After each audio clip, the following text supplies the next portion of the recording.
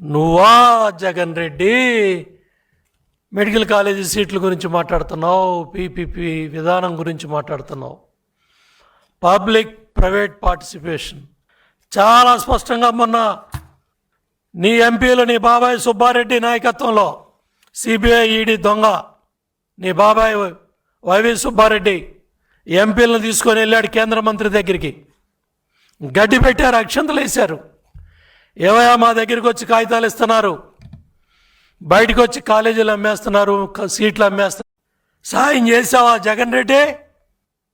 108, 104 PPP విధానం మీద కాదా నడిచేదే? ఆరోగ్యశ్రీ కూడా అమ్మేశావని చెప్తావా? 108, 104 కూడా 5 ఏళ్ళు అమ్మేశావని చెప్తావా?